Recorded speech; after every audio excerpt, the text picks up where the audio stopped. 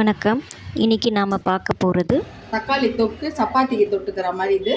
இது குக்கர்லேயே நம்ம தாளிச்சோம்னா கொஞ்சம் சீக்கிரம் ஆகிறதுக்காக நான் இப்படி செய்கிறேன். எண்ணெய் காஞ்சிச்சு. இது சோம்பு மட்டும் கொஞ்சம் போட்டால் போதும். சோம்பு போட்டுட்டு வெங்காயம், தக்காளி, பூண்டு, கருவேப்பிலை,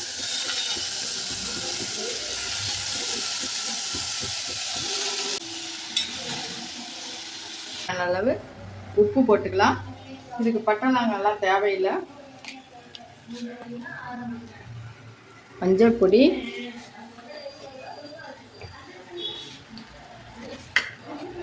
இது குழம்பு மிளகாய் தூள். நமக்கு தேவையான அளவு காரத்துக்கு தகுந்த மாதிரி போட்டுக்கோங்க. நல்லா கலரி விட்டுடுங்க. கலரிட்டு தண்ணி ஊற்றி, இந்த தண்ணி கொஞ்சம் ஊற்றி ஒரு 2 விசில் போட்டு எடுத்துருங்க. சீக்கிரம் ஆகிடும் உங்களுக்கு. இப்போ சப்பாத்திக்கு இப்போ திடீர்னு ஒன்று தொட்டுக்க செய்யணும் அப்படின்னா இந்த மாதிரி, இல்லைன்னா வானல்லே செஞ்சுக்கலாம். கொஞ்சம் டக்குன்னு ஆகணும்னா குயிக்காக இது ஆகிடும். வெயிட் போட்டு 2 விசில். தேங்காய், பூண்டு, கொஞ்சம் சோம்பு, கொஞ்சம் கசகசா போட்டு இதை அரைச்சி ரெடியாக வச்சுக்கோங்க. அது விசில் வந்தாலும் ஊற்றிக்கலாம். வெயிட் எடுத்துடலாம். நான் ஒரு 3 விசில் வந்து நிறுத்திட்டேன்.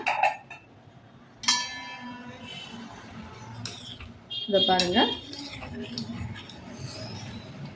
நல்லா கிரேவி. இதில் நம்ம கொஞ்சம் தேங்காய் அரைச்சி வச்சோம்ல, இதை பாருங்கள், தேங்காய் அரைச்சி வச்சுருக்கேன், அதை ஊற்றிடலாம்.